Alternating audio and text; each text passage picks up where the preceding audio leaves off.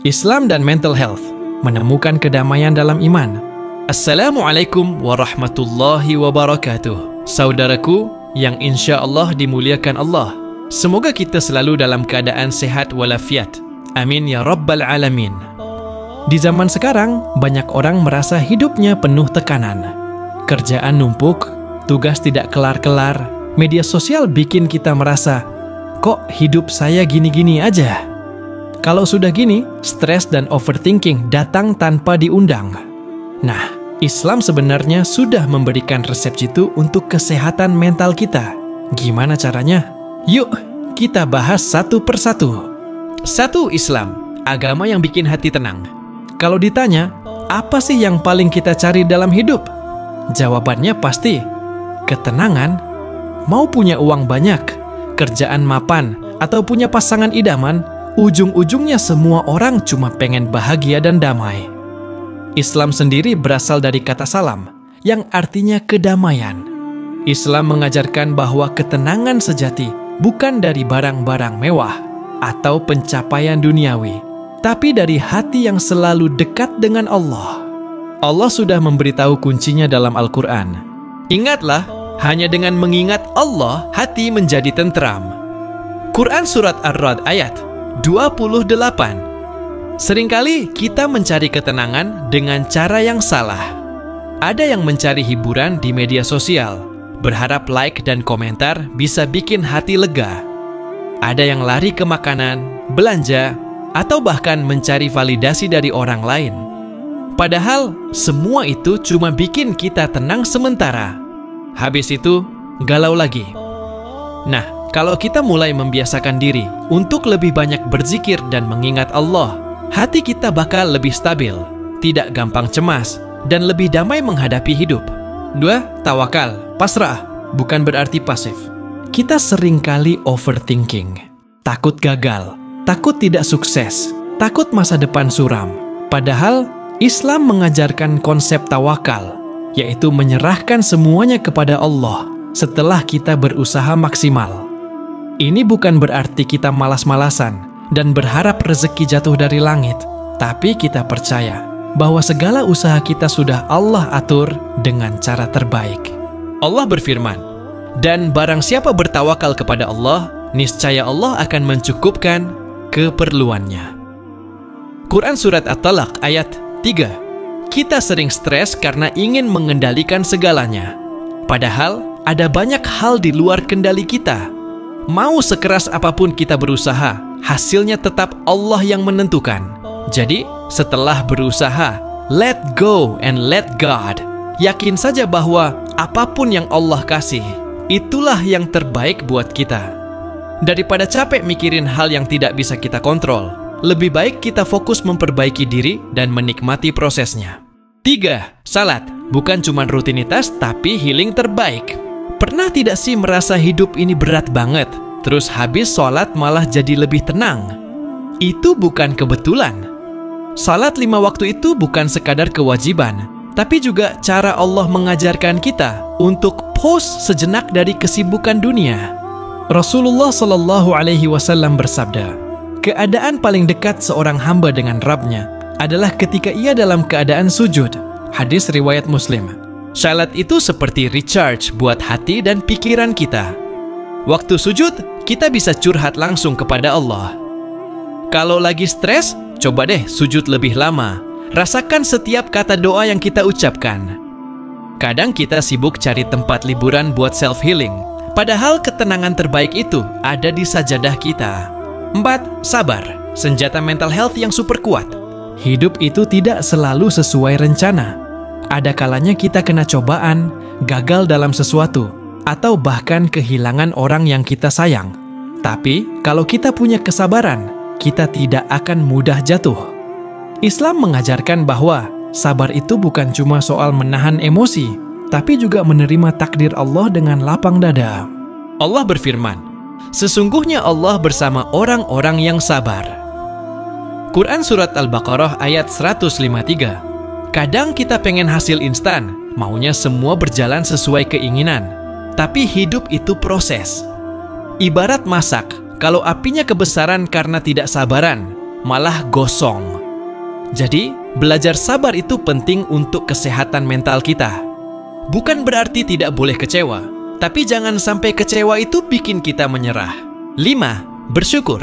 Riset pola pikir, biar tidak gampang stres. Salah satu alasan kita gampang stres adalah karena kita sering fokus pada apa yang belum kita punya, bukan pada apa yang sudah ada. Makanya, Allah mengajarkan kita untuk banyak bersyukur. Allah berfirman, "Jika kamu bersyukur, niscaya aku akan menambah nikmat kepadamu." Quran Surat Ibrahim ayat 7. Bersyukur itu bukan cuma soal hal besar, tapi juga hal-hal kecil. Bisa bangun pagi dengan sehat, punya teman yang peduli, bisa makan enak hari ini. Semua itu adalah nikmat. Kalau kita rajin bersyukur, kita bakal lebih bahagia dan tidak gampang iri dengan hidup orang lain. 6. Silaturahmi, support system alami. Punya teman atau keluarga yang selalu ada buat kita itu penting banget. Islam mengajarkan kita untuk selalu menjaga silaturahmi, karena manusia itu makhluk sosial. Rasulullah Shallallahu Alaihi Wasallam bersabda, "Barang siapa ingin diluaskan rezekinya dan dipanjangkan umurnya, hendaklah ia menyambung tali silaturahmi." Hadis riwayat Bukhari dan Muslim. Kadang kita merasa sendiri karena kita sendiri yang menjauh dari orang-orang yang peduli. Jadi, jangan kebanyakan self-healing sendirian. Kadang ngobrol santai sama keluarga atau teman bisa jadi terapi terbaik buat hati kita. 7. Hindari dosa, biar hati tidak berat. Pernah merasa hati gelisah tanpa alasan? Bisa jadi karena dosa-dosa kecil yang menumpuk. Rasulullah Shallallahu Alaihi Wasallam bilang, "Sesungguhnya kebajikan itu menenangkan hati, dan dosa itu membuat hati gelisah." Hadis riwayat Muslim. Dosa itu seperti debu di kaca. Semakin banyak menumpuk, semakin buram pandangan kita. Makanya, kita butuh istighfar untuk membersihkan hati dan pikiran kita. 8. Membantu sesama. Terapi gratis yang ampuh. Mau bahagia? Bantu orang lain. Rasulullah Shallallahu Alaihi Wasallam bersabda, "Sebaik-baik manusia adalah yang paling bermanfaat bagi manusia lain." Hadis riwayat Ahmad. Tidak perlu menunggu kaya untuk berbagi. Kadang senyum kepada orang lain, membantu nenek-nenek menyeberang, atau sekadar mendengarkan curhat teman bisa bikin hati kita lebih ringan. Sunnah, kelola emosi, jangan jadi budak amarah. Orang yang gampang marah biasanya hidupnya penuh tekanan.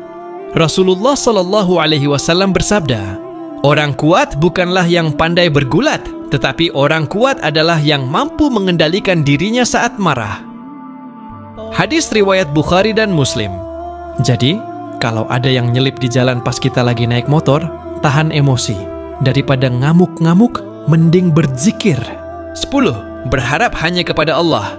Jangan overthinking. Allah berfirman, "Karena sesungguhnya bersama kesulitan ada kemudahan." Dan Quran Surat Al-Insyirah ayat 6. Tidak ada masalah yang tidak punya jalan keluar. Jadi, daripada overthinking, lebih baik overiman saja. Allah pasti memberi yang terbaik untuk kita. Kesimpulan, tenang, semua ada jalannya. Setelah membaca panjang lebar tentang Islam dan kesehatan mental, satu hal yang pasti, Allah itu tidak pernah meninggalkan kita. Kadang kita merasa hidup ini berat banget, seperti lagi main game, tapi levelnya tidak kelar-kelar. Tapi tenang, semua ujian yang kita hadapi sudah diatur oleh developer terbaik, yaitu Allah. Yang penting, kita ikuti panduannya.